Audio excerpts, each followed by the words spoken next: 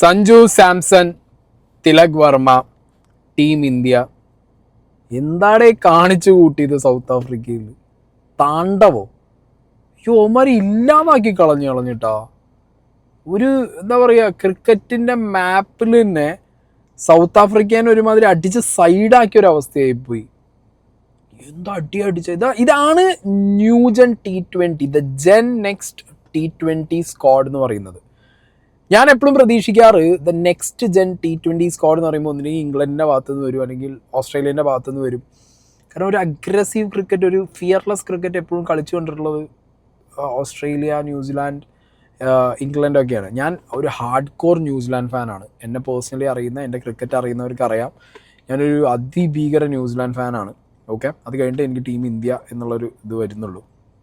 അപ്പോൾ ലൈക്ക് എനിക്ക് പോലും രോമം നീച്ച് നിൽക്കുന്ന അവസ്ഥയിലാണ് ഇന്നലെ ഈ ടീം കാണിച്ചു കൂട്ടിയത്. കുറേ പേര് പറയുന്നുണ്ട് ഇത് ഇന്ത്യൻ്റെ ബെഞ്ച് സ്ട്രെങ്ത് ആണ്, കുറേ പേര് പറയുന്നുണ്ട് കണ്ടോ മെയിൻ പ്ലെയേഴ്സ് ആരും കളിച്ചില്ല. അങ്ങനെയൊന്നുമല്ല. ദിസ് ഈസ് ദ നെക്സ്റ്റ് എന്താ പറയുക ജെൻ ടീം, അത്രയേ ഉള്ളൂ. ഇതാണ് അടുത്ത ലെവൽ ഓഫ് ക്രിക്കറ്റേഴ്സ് ലോകത്തിൻ്റെ മുന്നിൽ. ഇപ്പോൾ ക്രിക്കറ്റ് പ്ലേയിങ് നേഷൻസ് ഒരുപാടുണ്ട് അല്ലേ. അതിൽ തന്നെ എന്താ പറയുക, ക്രിക്കറ്റ് തന്നെ ഞങ്ങളുടെ മെയിൻ ഗെയിം എന്ന് കളിച്ചിട്ട് പോകുന്ന ഇഷ്ടംപോലെ നേഷൻസ് ഉണ്ട്.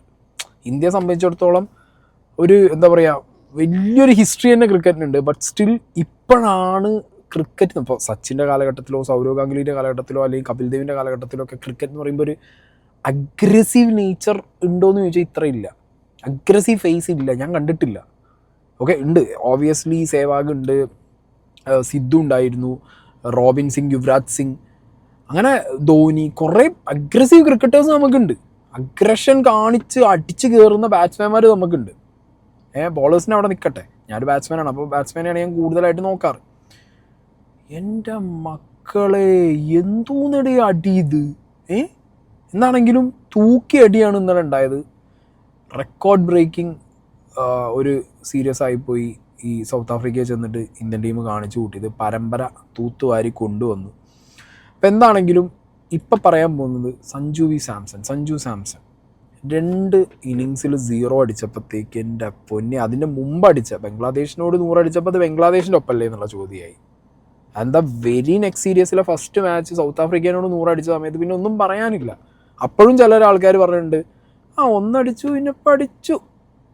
അടുത്ത 2-0 വന്നപ്പോഴത്തേക്ക് ഇതിൻ്റെ ഒപ്പം ഈ എന്താ പറയുക, കത്തിക്കൊണ്ടിരിക്കുന്ന ഒരു വൈക്കോൽ കൂനേക്ക് പെട്രോൾ ഒഴിക്കുന്ന പോലെ സഞ്ജുവിൻ്റെ അച്ഛൻ എന്തൊക്കെയോ അങ്ങേരുടെ ഇമോഷൻസ് വന്ന് പറഞ്ഞിട്ട് പോയടേ. അച്ഛനല്ല, അങ്ങേരുടെ ഇമോഷനാണ് അങ്ങേര് പറഞ്ഞത്. അതിൻ്റെ ട്രോള്, അത് വെച്ചുള്ള കമൻറ്റുകൾ, എൻ്റെ പൊന്നെ മാസീവ് ഹരാസ്മെൻറ്റും മാസീവായിട്ടുള്ള ഹെയ്റ്റുമാണ് ആ ഒരു 2-0 ശേഷം സഞ്ജുവിനെതിരെ വന്നിട്ടുള്ളത്. ഞാൻ കണ്ടിട്ട് തന്നെ ഉള്ളതിൽ ഏറ്റവും കൂടുതൽ മലയാളികൾ സ്നേഹിക്കുന്ന ഒരു sports person from Kerala, it's Sanju Samson. ആ സ്നേഹം കൊണ്ടായിരിക്കണം എല്ലാവരും സഞ്ജുവിൻ്റെ പെർഫോമൻസ് വരാത്തപ്പോൾ, സഞ്ജു ഒരു ഡക്കടിക്കുമ്പോൾ, ഒരു എക്സ്പെക്റ്റേഷന് അത്രയ്ക്ക് സഞ്ജു വരാതാവുമ്പോൾ ഭയങ്കരമായിട്ട് സഞ്ജുവിനെ ഇങ്ങനെ ഹെയ്റ്റ് പറയുന്നതോ അല്ലാന്നുണ്ടെങ്കിൽ കമൻ്റ് ഇട്ട് പറയുന്നതോ. പക്ഷെ അച്ഛനെ വെച്ച് പറയുന്നത് വളരെ മോശമാണ്. അതൊരാളെ ഭയങ്കര പേഴ്സണലായിട്ട് ബാധിക്കുന്ന ഒരു കാര്യമാണ്. ഓക്കെ, അപ്പോൾ എന്താണെങ്കിലും Sanju Samson the next big thing, അങ്ങനെ തന്നെ പറയണം. നിങ്ങൾ സഞ്ജുവിനെ ഹിറ്റ്മാനായിട്ട് രോഹിത് ശർമ്മയായിട്ട് കമ്പയർ ചെയ്യണോ? നോന്നേ ഞാൻ പറയുള്ളൂ. നിങ്ങൾ സേവാഗായിട്ട് കമ്പയർ ചെയ്യണം? No, is a separate brand. Sanju Samson എന്ന് പറയുന്നത് ഒരു സെപ്പറേറ്റ് ഒരു വേറെ ബ്രാൻഡ്, ഫയർ ബ്രാൻഡ്, വേറൊരു സാധനമാണ്. ഓക്കെ, സഞ്ജുവിന് 2-0 അടിച്ചാലും സഞ്ജുവിൻ്റെ മൈൻഡ് സെറ്റ് മാറില്ല. ഓക്കെ, സെൽഫിഷ് ആയിട്ടുള്ള കുറേ ബാറ്റ്സ്മാൻമാരെ ഇത്രയും കാലത്തിനിടയിൽ ഞാൻ കണ്ടിട്ടുണ്ട് personally, but not Sanju Samson. അതുകൊണ്ടാണ് 0 അടിക്കുന്നത് 100 അടിക്കുന്നത്. മനസ്സിലായി? ഇടയിൽ നിന്ന് 30-40 ഒക്കെ അടിച്ചിട്ട് പോകുന്നത്. T20 ആണ് 30-40, ലൈക്ക് 30 ചലേക 30 റണ്ണ് പോകും.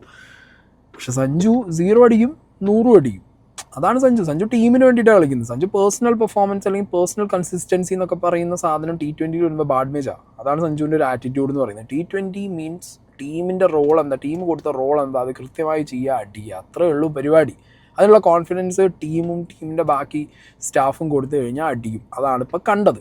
ഓക്കെ, ഒരു കാലണ്ടർ ഇയറിൽ T20 3 സെഞ്ച്വറി ഉള്ള the only 1 person Sanju Samson. And the other hand ഡക്കും അതുപോലെ തന്നെ. അത് 2 റെക്കോർഡ് 2 എക്സ്ട്രീം എൻഡിലായിപ്പോയി. That's fine. സഞ്ജുവിൻ്റെ ബംഗ്ലാദേശിനായിട്ടുള്ള 100 കഴിഞ്ഞതിന് ശേഷം ഉണ്ടായിരുന്ന ഒരു പ്രസ്സിനെ അഡ്രസ്സ് ചെയ്യുന്ന ഒരു ചെറിയ ഇതുണ്ടായിരുന്നു. ഒരു മീറ്റിംഗ് പോലത്തെ പരിപാടി ഉണ്ടായിരുന്നു.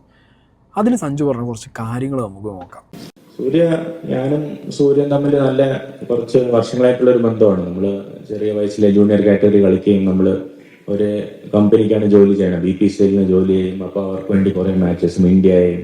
അപ്പോൾ സൂര്യ എങ്ങനെയാണ് സൂര്യകുമാർ യാദവ് ആയത് ഞാൻ കൂടെ വളർന്ന് കണ്ടിട്ടുണ്ട്. അപ്പോൾ അങ്ങനത്തെ ഒരു റിലേഷൻ ഓൾറെഡി നമ്മുടെ കൂടെ ഉണ്ട്.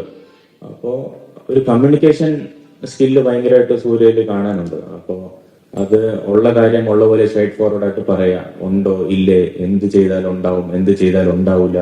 അപ്പോൾ ആ ക്ലാരിറ്റി എല്ലാ പ്ലെയേഴ്സിനും കൊടുക്കുന്നുണ്ട്. എനിക്ക് മാത്രമല്ല, എനിക്ക് കാണുമ്പോൾ എല്ലാ പ്ലെയേഴ്സും ഡ്രസ്സിംഗ് റൂമിലുള്ള എല്ലാ പ്ലെയേഴ്സും ഭയങ്കര ഹാപ്പിയാണ്.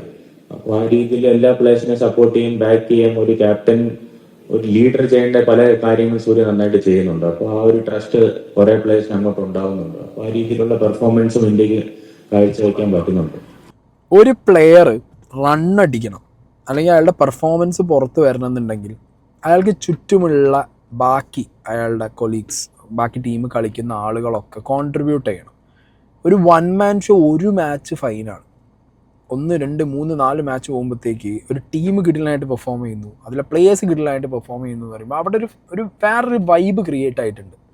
അങ്ങനത്തെ ടീമുകളാണ് വലിയ വലിയ ടൂർണമെൻറ്റ്സിൽ കപ്പടിച്ച് മുന്നോട്ട് പോവുക. ഇൻഡിവിജ്വൽ പെർഫോമൻസിൽ ഒരാളുടെ പെർഫോമൻസിൽ ഭയങ്കരമായിട്ട് ഈ സാധനം സ്വാധീനിക്കും. ഇപ്പോൾ പ്രൊഫഷണലോ അല്ലെങ്കിൽ അല്ലാത്ത ക്രിക്കറ്റോ കളിക്കുന്നവർക്കറിയാം, നമ്മളെ സ്വന്തം ടീമിൽ, നമ്മുടെ നാട്ടിലെ ക്ലബ്ബിൽ കളിക്കുന്ന സമയത്ത് നമ്മൾ ഭയങ്കര ഓക്കെയാണ്, നമ്മളെ ക്യാപ്റ്റൻ അടിപൊളിയാണ്, നമ്മളെ ടീംമേറ്റ്സിനെ നമുക്കറിയാം, നമ്മൾ ഭയങ്കര ആ ഹോംലി ഫീലിംഗ് നമ്മൾ കളിച്ചിട്ട് പോകും. അതേസമയം നമ്മളെ കൊണ്ടുപോയിട്ട് വേറെ ഏതെങ്കിലും എന്താ പറയുക, വേറെ ടീം കൊണ്ടുപോയിട്ട് ഗസ്റ്റ് പ്ലെയർ ആയിട്ട് നമ്മൾ ഏതെങ്കിലും ടീം കളിക്കാൻ പോയിട്ടുള്ള കാരണം അതേ ഫീലിംഗ് ചില സമയത്ത് ഇന്ത്യൻ ടീമിൽ വന്നിട്ടുണ്ട് ഇതിനു മുമ്പ്. പല പ്ലെയേഴ്സും സക്സസ്ഫുൾ ആവാത്തതിൻ്റെ മെയിൻ റീസൺ എന്ന് പറയുന്നത് സ്വന്തം ടീമിനകത്ത് ഒരുമാതിരി ഗസ്റ്റ് പ്ലെയറിൻ്റെ ഒരു അവസ്ഥയിൽ പോയി നിൽക്കേണ്ട ഒരു ഗതികേട്. അങ്ങനെ കുറേ പ്ലെയേഴ്സിന് വന്നിട്ട് നാഷണൽ ടീമിൽ വന്ന് പെർഫോം ചെയ്യാൻ പറ്റാതിരുന്നിട്ടുണ്ട്. ഓക്കെ, അപ്പോൾ ഒരു പ്ലെയറുടെ പെർഫോമൻസിൽ അയാളുടെ ആ പെർഫോമൻസിനെ ആക്സിലറേറ്റ് ചെയ്യുന്ന ഏറ്റവും വലിയൊരു റീസണാണ് ഒപ്പമുള്ള ബാക്കി പ്ലെയേഴ്സും സ്റ്റാഫും. ഇവിടെ ഗൗതം ഗംഭീർ ആണെങ്കിലും ഇവിടെ ഈ പറഞ്ഞ നമ്മുടെ സ്കൈ ആണെങ്കിലും ഒക്കെ അവർ സഞ്ജുവായിട്ടുള്ള ബോണ്ട് ഭയങ്കരമാണ്. ഇന്നലെ തന്നെ നിങ്ങൾ നോക്കിയാൽ മതി, 100 അടിച്ചതിന് ശേഷം സഞ്ജു വാസ് ലൈക്ക് മറ്റേ സാധനം കാണിച്ചില്ല. ഓക്കെ, സഞ്ജു അത് കാണിച്ചില്ല. കാരണം സഞ്ജു അറിയാലോ, 2 ഡക്ക് കഴിഞ്ഞതിന് ശേഷം എല്ലാവരും സോഷ്യൽ മീഡിയ നോക്കുന്ന ആളുകളാണ്. മാസീവ് ഹെയ്റ്റ്, അതും ലൈക്ക് അച്ഛൻ റിലേറ്റഡൊക്കെ വരുമ്പോൾ ഒരാൾക്ക് വരാവുന്നതായിട്ടുള്ള ഒരു സാധനമുണ്ട്, കാണിക്കണം എന്നുള്ള വാശി. അതുകൊണ്ടാണ് ആ സാധനം കുറച്ച് ടൈം എടുത്തത്. അങ്ങനെ ജസ്റ്റ് കാണിച്ചേ ഉള്ളൂ. സൂര്യ അപ്പോഴത്തേക്ക് അവിടുന്ന് ഡഗ് ഔട്ടിൽ നിന്ന് കാണിക്കുന്നുണ്ട്, തിലക് വർമ്മ അവിടുന്ന് ഓടി ഒന്ന് കാണിക്കുന്നു പറഞ്ഞിട്ട്, എന്നിട്ടാണ് സഞ്ജു കാണിച്ചത്. അത് ഭയങ്കര ക്ലോസ് ഷോട്ടിൽ നിങ്ങൾ നോക്കിയാൽ മതി. ഇന്നലത്തെ 100 കഴിയുമ്പോഴത്തേക്ക് സഞ്ജുവിൻ്റെ ആ ഒരു ഇമോഷൻ സാധനം ഭയങ്കരമായിട്ട് ഫേസിൽ കാണാൻ പറ്റുമായിരുന്നു. കാരണം അത് ആവശ്യമായിരുന്നു. ആഫ്റ്റർ ദാറ്റ് 2-0 ഈ ഒരു 100 ഈസ് ലൈക്ക് മാൻ, ഇത് വേണം എന്നുള്ള ഒരു സാധനമായിരുന്നു സഞ്ജുവിന്. അത് കൃത്യമായിട്ട് ഡെലിവർ ചെയ്യാൻ പറ്റി. പിന്നെ വേറെ കാര്യമുണ്ട്, സഞ്ജു സാംസൺ 0 അടിക്കുന്ന ദിവസം സഞ്ജു സാംസൻ്റെ 0 മാത്രം പുറത്തെടുത്ത് അത് അതിഭീകരമായി പെരുപ്പിച്ച് കാണിക്കുന്ന ഒരു തരം മീഡിയ അറ്റാക്ക് ഇവിടെ നടക്കാറുണ്ട്. അത് ചെയ്യുന്നത് അൺഫോർച്ചുനേറ്റ്ലി കുറച്ച് മലയാളികളുമാണ്. അത് വേറെ റീസൺ. അതല്ലാതെ അതേ സമയം ഇപ്പോൾ കഴിഞ്ഞ മാച്ചിൽ സഞ്ജു 0 അടിച്ച സമയത്ത് സ്കൈൻ്റെ സ്കോർ എന്തായിരുന്നു, അഭിഷേക് ശർമ്മേൻ്റെ സ്കോർ എന്തായിരുന്നു, അതൊന്നും ആരും നോക്കൊന്നുമില്ല.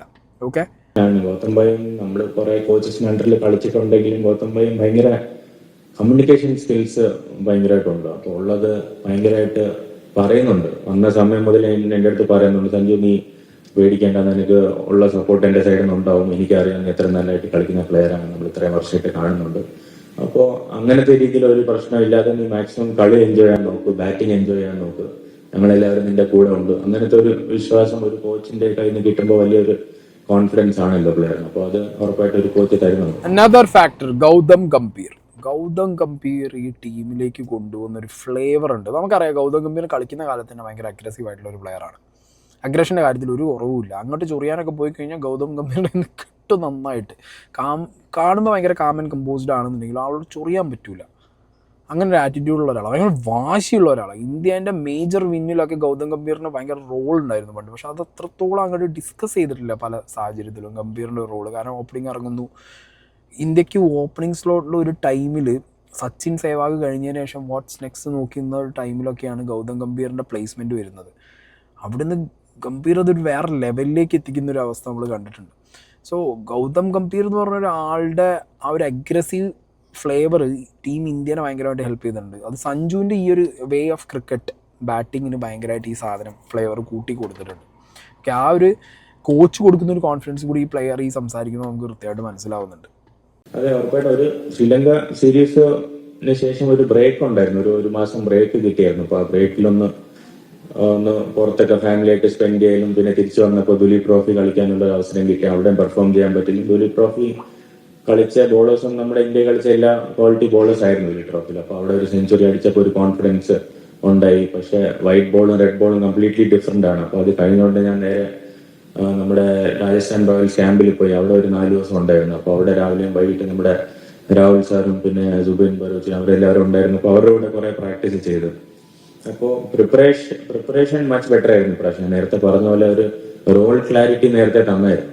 നേരത്തെ ഇന്ത്യൻ ടീമിൽ പോകുമ്പോൾ നമുക്ക് അറിഞ്ഞൂടല്ലോ കളിക്കുന്നുണ്ടോ, അല്ല എവിടെ കളിക്കും, എങ്ങനെയായിരിക്കും. അപ്പോൾ പക്ഷെ ഇവര് 2-3 ആഴ്ച മുമ്പ് എൻ്റെ അടുത്ത് പറഞ്ഞു, സഞ്ജു നീ 3 മാച്ചും കളിക്കും, ഓപ്പണറായിട്ടായിരിക്കും കളിക്കുന്നത്, പ്ലീസ് കം പ്രിപ്പയർഡ് എന്ന് പറഞ്ഞായിരുന്നു. അപ്പോൾ ആ ഒരു മെസ്സേജ് തന്നെ വലിയൊരു പ്രിപ്പറേഷൻ എനിക്ക് ബെറ്റർ ആയിട്ട് ചെയ്യാൻ പറ്റി. അപ്പോൾ അത് വലിയൊരു ഫാക്ടർ ആയിരുന്നു.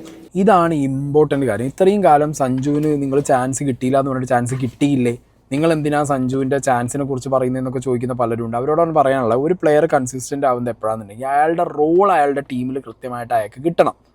സഞ്ജുവിനെ വിളിച്ചു കൊടുന്നിട്ട് പുട്ടിൽ തേങ്ങ പറഞ്ഞ മാതിരി അവിടെ ഇവിടെയും കുറച്ച് ചാൻസ് കൊടുക്കും, പിന്നെ കൃത്യമായൊരു സ്ഥലത്ത് ബാറ്റിങ്ങിന് ഇറക്കില്ല, ഒരു പൊസിഷൻ കൊടുക്കില്ല, 1 മുതൽ 6 വരെയുള്ള എവിടെ ഇറക്കി വിടുന്നുള്ളൊരവസ്ഥ. ഓക്കെ, അതിലൊക്കെ ഒരാൾ പ്രിപ്പയർ ആവണം, റെഡി ആവണം. പക്ഷെ കൺസിസ്റ്റൻ്റ് ആയിട്ട് അയാൾ ഒരു സ്ഥലത്ത് വിട്ട് അയാൾക്ക് കോൺഫിഡൻസ് കൊടുത്ത് അയാളിൽ നിന്ന് ആ പൊട്ടൻഷ്യൽ, അയാളുടെ എന്താണോ സ്ട്രെങ്ത് അത് പുറത്തേക്ക് എടുപ്പിക്കണം എന്നുണ്ടെങ്കിൽ അയാൾ ആ റോൾ ഡിഫൈൻ ചെയ്ത് കൊടുക്കണം. ബംഗ്ലാദേശ് സീരീസ് മുതൽ സഞ്ജുവിന് ആ റോൾ ഡിഫൈൻഡ് ആണ്. അവിടെ ഒരു 100 നമ്മൾ കണ്ടു. ഇപ്പുറത്തേക്ക് സൗത്ത് ആഫ്രിക്കൻ സീരീസിൽ വന്നപ്പോഴത്തേക്ക് ഒന്നുകൂടി ക്ലാരിറ്റി കിട്ടി സഞ്ജുവിന്. See the result. ഇതാണ് ഒരു പ്ലെയറിൻ്റെ മുകളിൽ ഒരു എന്താ പറയുക ക്രിക്കറ്റ് ബോർഡ് ഇൻവെസ്റ്റ് ചെയ്യുന്നുണ്ടെന്നുണ്ടെങ്കിൽ ഇങ്ങനെ ഇൻവെസ്റ്റ് ചെയ്യണം. അത് കൃത്യമായിട്ട് BCCക്ക് അറിയാവുന്നതുകൊണ്ട് ഇപ്പോൾ അവരത് ചെയ്തു. ഓക്കെ, ഞാൻ പറഞ്ഞല്ലോ കുറച്ചുകൂടി മുന്നേ ആവണ്ടിയിരുന്നു, ബട്ട് പറഞ്ഞിട്ട് കാര്യമില്ല, എല്ലാത്തിനും അതിൻ്റേതായുള്ളൊരു ടൈം ഉണ്ടല്ലോ. പിന്നെ ഈ പറഞ്ഞ പോലെ ചില പ്ലെയേഴ്സൊക്കെ അവരുടെ പ്രൈം സ്റ്റേജിൽ നിൽക്കുമ്പോൾ അവരെ മാറ്റിയിട്ട് പിന്നെ ഒരു ശരിക്കും യങ് ടാലൻസിനെ കൊണ്ടുവരണം. ഇന്ത്യക്ക് യങ് ടാലൻസ് ഉണ്ട്, ഇനഫ് യങ് ടാലൻസും ഉണ്ട്. ഇന്ത്യക്കുള്ളൊരു ഗുണം എന്ന് പറഞ്ഞു കഴിഞ്ഞാൽ യങ് ടാലൻസിനെ പെർഫോം ചെയ്യാനുള്ള സ്റ്റേജുകൾ ഡൊമസ്റ്റിക് സെക്ടറിലും ഉണ്ട്. IPL ഉണ്ട്, പിന്നെ ഓരോ സ്റ്റേറ്റിനും അവരുടേതായിട്ടുള്ള പ്രീമിയർ ലീഗുകളുണ്ട്, ലീഗുണ്ട്, രഞ്ജി ട്രോഫി, അങ്ങനെ കുറേ ഫെസിലിറ്റി കൂടുതലുള്ളതുകൊണ്ട് യങ് ടാലൻസിന് പിന്നെ അടിയിൽ തന്നെ ഇങ്ങനെ എന്ത് ചെയ്യാൻ പറ്റും, വെയിറ്റ് ചെയ്ത് നിൽക്കാൻ പറ്റും. ബട്ട് സ്റ്റിൽ ഞാൻ പറയുന്നത് സഞ്ജുവിനൊരു കുറച്ചും കൂടി ചാൻസ് കുറച്ച് മുമ്പായിരുന്നു എന്നുണ്ടെങ്കിൽ, ഓക്കെ, ഞാൻ ഒരു പ്ലെയറുമായിട്ട് സഞ്ജുവിനെ കമ്പയർ ചെയ്യുന്നില്ല, ബട്ട് സ്റ്റിൽ കുറച്ചും കൂടി ഏർലി ഒരു 3-4 കൊല്ലം മുന്നേ കൊടുക്കുകയായിരുന്നു എന്നുണ്ടെങ്കിൽ ഇന്ന് കഥയെ വേറെ ആയിരുന്നു. അത് നല്ല ഓർമ്മകളാണ്. നേരത്തെ ഒരു സൗത്ത് ആഫ്രിക്കൻ സീരീസ് വരുന്നുണ്ടെന്ന് പറയുമ്പോൾ തന്നെ നല്ല പോസിറ്റീവ് മൈൻഡ് സെറ്റും നല്ല ഫീലിങ്സ് ഒക്കെ വരുന്നുണ്ട്. പക്ഷെ ഫീലിങ്സിനെക്കാട്ടിയും ഇനി പണിയെടുക്കണം. അപ്പോൾ നമ്മള് വിശ്വാസം എന്തായാലും ഒരു സൈഡ് ഉണ്ട്. പക്ഷെ തീർച്ചയായിട്ടും വീണ്ടും ഞാനിപ്പോ ആലോചിക്കുന്ന ഈ രഞ്ജി ട്രോഫി മാച്ച് നന്നായിട്ട് ചെയ്തിട്ട് അടുത്ത് അതിനുവേണ്ടി എങ്ങനെ പ്രിപ്പയർ ചെയ്യാം, ഇവിടെ ഏത് അക്കാഡമിയിൽ പോകണം, ആരും ഏത് ബോളേഴ്സിനെ വിളിക്കണം, ഏത് വിക്കറ്റ് പ്രയോറിറ്റി ആക്കണം. സൗത്ത് ആഫ്രിക്ക കണ്ടീഷൻസ് ഡിഫറൻസ് ആണ്. അപ്പോൾ അത് ഇന്ത്യയിൽ എങ്ങനെ റീക്രിയേറ്റ് ചെയ്യാൻ പറ്റും, എത്ര ഫാസ്റ്റ് ബോളേഴ്സിനെ വെച്ച് പ്രാക്ടീസ് ചെയ്യണം. അപ്പോൾ ഇപ്പോൾ മൈൻഡ് അങ്ങനെയൊക്കെ വർക്ക് ചെയ്തുകൊണ്ടിരിക്കുകയാണ്. അപ്പോൾ ഉറപ്പായിട്ടും അവിടെ നല്ല ഫീലിങ്സ് ഉണ്ടായിട്ടുണ്ട്, കുറെ നല്ല എക്സ്പീരിയൻസ് ഉണ്ട്. പക്ഷെ നമ്മൾ ആ വർക്ക് വീണ്ടും എടുത്തുകൊണ്ടിരിക്കണം. അപ്പോൾ അതിലോട്ടാണ് ഇപ്പോൾ മനസ്സുള്ളത്, എങ്ങനെ പ്രിപ്പയർ ചെയ്യാം, ഏത് രീതിയിൽ അവിടെ ഓപ്പണിംഗ് ആണെങ്കിൽ എങ്ങനെ ഫാസ്റ്റ് ബോളേഴ്സിന് അവിടെ എങ്ങനെ കളിക്കാം. അപ്പോൾ മൈൻഡ് അങ്ങനെ ആലോചിച്ചുകൊണ്ടിരിക്കുകയാണ്. ഇപ്പോൾ ഈ കഴിഞ്ഞ സീരീസ് സൗത്ത് ആഫ്രിക്കൻ സീരീസിന് മുമ്പ് സഞ്ജു പറഞ്ഞതാണ്, അതായത് സൗത്ത് ആഫ്രിക്കയിൽ ഓൾറെഡി സഞ്ജുവിന് 100 ഉണ്ട്. അപ്പോൾ അങ്ങോട്ട് പോകുമ്പോൾ പ്രിപ്പറേഷൻ സഞ്ജുവിൻ്റെ ലൈഫിൽ ഏറ്റവും കൂടുതൽ ഇൻവെസ്റ്റ് ചെയ്തൊരു സ്ഥലം അതാണ്, പ്രാക്ടീസ് ആൻഡ് പ്രിപ്പറേഷൻസ്. അതിപ്പോൾ ഭയങ്കരമായിട്ട് റിസൾട്ട് കാണിക്കുന്നു. സഞ്ജു അങ്ങനെയാണ്. ഇപ്പോൾ ഞാൻ കുറേ പ്ലെയേഴ്സിനെ കണ്ടിട്ടുണ്ട്, അവർ ഒരു ടൈമിൽ നാഷണലിൽ കിട്ടുമ്പോൾ നാഷണൽ ക്യാമ്പ് കാര്യങ്ങളായിട്ട് പോകും, പിന്നെ NCA പോകും. അത് കഴിഞ്ഞ് അവരേതെങ്കിലും IPL ഫ്രാഞ്ചൈസി ഉണ്ടെന്നുണ്ടെങ്കിൽ ചുമ്മാ അവിടെ പോയിട്ട് പോരും. ലൈക്ക് അവരുടെ മെയിൻ സാധനം ചുറ്റിക്കറങ്ങുന്നത് ഈ നാഷണൽ ടീം റിലേറ്റഡ് ആയിട്ടുള്ള കാര്യങ്ങളിലാണ്. പക്ഷെ സഞ്ജുവിന് നിങ്ങൾ നോക്കിയോ, സഞ്ജുവിന് ഒരു സീരീസ് കഴിഞ്ഞു, സഞ്ജു നേരെ വരും. സഞ്ജുവിന് ദുബായിലാണെങ്കിൽ അവിടെ, അമേരിക്കയിലാണെങ്കിൽ അവിടെ, കേരളത്തിലാണെങ്കിൽ ഇവിടെ, തിരുവനന്തപുരത്ത്, അവിടെ ഇവിടെ സഞ്ജു പോണിടത്തൊക്കെ സഞ്ജുവിന് നെക്സ്റ്റ് ഏത് ടൂർണമെൻറ്റ്, നെക്സ്റ്റ് ഏത് മാച്ച് വരുന്നു, അതിൻ്റെ സിറ്റുവേഷൻ എന്തൊക്കെയാണ്, എത്ര ബോളേഴ്സിന് വേണം. എൻ്റെ മോന് ഇങ്ങനെ ലൈക്ക് ഇത്രത്തോളം ഒരാൾ ഇൻവെസ്റ്റഡ് ആയിട്ട് ക്രിക്കറ്റിൽ നിൽക്കുമ്പോൾ അതിൻ്റെ റിസൾട്ട് എന്തെങ്കിലും ആണെങ്കിൽ കിട്ടണ്ടേ. അതാണിപ്പോൾ കാണിക്കുന്നത്. ആൻഡ് ഇങ്ങനത്തെ ഒരു ഫോമിലാണ് സഞ്ജു എന്നുള്ളത് ഒരു ടു ബി ഹോണസ്റ്റ് പറയാമല്ലോ, ഒരു ഇയർ മുന്നേ തന്നെ സഞ്ജു ഈ ഒരു ഫോമിൻ്റെ ഇത് ഗ്ലിംസസ് കാണിക്കുന്നുണ്ട്. പക്ഷെ ഇപ്പോൾ റൈറ്റ് ടൈമിൽ പീക്ക് ചെയ്യാൻ പറ്റുന്നത് അത് ഇത്ര കാലം ഇട്ട ആ ഒരു എഫേർട്ട്, ഇത്ര കാലം ചെയ്ത വർക്കിൻ്റെ ആ ഒരു എക്സ്പീരിയൻസ് ആണ്. ടെൻഷൻ ഉറപ്പായിട്ടും ഉണ്ടായിരുന്നു. ഞാൻ നേരത്തെ പറഞ്ഞ പോലെ നമ്മൾ ഒരു മാച്ച് ഫെയിൽ ചെയ്യുമ്പോൾ അടുത്ത മാച്ചിന് ഇറങ്ങുമ്പോൾ ഉറപ്പായിട്ടും ടെൻഷൻ ഉണ്ടാവും. വലിയ വലിയ കളിക്കാർ വരെ പറഞ്ഞിട്ടുണ്ട് 10-20 വർഷം കളിച്ചാലും ക്രിക്കറ്റ് ഫീൽഡിൽ ഇറങ്ങുമ്പോൾ ഒരു നെർവസ്നെസ് എല്ലാവർക്കും ഉണ്ടാവും. അപ്പോൾ എന്നെ പോലത്തെ ഒരാള്, എന്റെ പോലത്തെ ഒരു ഇന്റർനാഷണൽ കരിയർ സ്റ്റൈലുള്ള ഒരാള് ഒരു 2 മാച്ച് ഡക്ക് അടിച്ച് അടുത്ത സീരീസിൽ കളിക്കാൻ പോകുമ്പോൾ ഉറപ്പായിട്ടും നല്ല ടെൻഷനും പ്രഷറും ഉണ്ടായിരുന്നു. പക്ഷെ ആ പ്രഷർ ഒരു സൈഡ് ഇരിക്കുമ്പോൾ മറ്റേ സൈഡിൽ എന്റെ വിശ്വാസവും എന്റെ കളിയുടെ ഉള്ള ഒരു കോൺഫിഡൻസും, എനിക്ക് എന്തൊക്കെ ചെയ്യാൻ പറ്റും, ഞാൻ ഈ ഫോർമാറ്റിൽ എന്തൊക്കെ ചെയ്തിട്ടുണ്ട്, ഞാൻ എത്ര നല്ലതാണ്, ആ ഒരു സൈഡും കൂടെ ഉണ്ട്. അപ്പോൾ ആ ഒരു ഡൗട്ടിനെയും നമ്മൾ ഈ പ്രഷറിനെയും നേരിടേണ്ടത് നമ്മുടെ കോൺഫിഡൻസും എനിക്ക് ചെയ്യാൻ പറ്റും എന്നുള്ളൊരു ധൈര്യം കൊണ്ടാണ്. അപ്പോൾ അത് മനസ്സിലുണ്ടായിരുന്നു. അപ്പോൾ അതേപോലെ നന്നായിട്ട് ചെയ്യാൻ പറ്റിയത്. ക്ലാരിറ്റി ഉള്ള ഒരു ക്രിക്കറ്ററിൻ്റെ വാക്കുകളാണ് ഇപ്പോൾ ഈ കേട്ടത്. അതായത് പൂജ്യകടിയും കൺസിസ്റ്റൻസി എന്നൊക്കെ സഞ്ജുവിൻ്റെ കാര്യത്തിൽ പറയുന്നവർ ആദ്യം മനസ്സിലാക്കുന്നത് T20 ആണ്. T20 കൺസിസ്റ്റൻ്റ് ആയിട്ട് 30 അടിക്കാൻ വളരെ ഈസി ആയിരിക്കും സഞ്ജുവിനെ പോലെ എഫേർട്ട് ഇടുന്ന, അല്ലെങ്കിൽ അത്രത്തോളം പൊട്ടൻഷ്യലുള്ള, അത്രത്തോളം ടാലൻ്റ് ഉള്ള ഒരു പ്ലെയർക്ക്. അപ്പം എന്താകുമെന്ന് അറിയാം, അത് സെൽഫിഷ് ഗെയിമായി പോകും. ടീം ജയിക്കുന്നില്ല. നിങ്ങൾ നോക്കിയോ, സഞ്ജു അടിച്ച ഗെയിമിലൊക്കെ ഇന്ത്യൻ്റെ സ്കോർ എന്താ? എബൌട്ട് 200 ആണ്. അമ്മത്തെ അടി അടിക്കുന്നത്, അത് എതിർ ടീം ഇല്ലാതാവുകയാണ്. ഓപ്പണിങ് ഇറങ്ങിയിട്ട് ഒരുത്തൻ ചന്നം പിന്നെ അടിച്ചു കഴിഞ്ഞാൽ പിന്നെ വരുന്നവർക്കൊക്കെ ബോളേഴ്സിന് ഒരു പേടിയും കാണില്ല, എടുത്തിട്ട് കുടയും.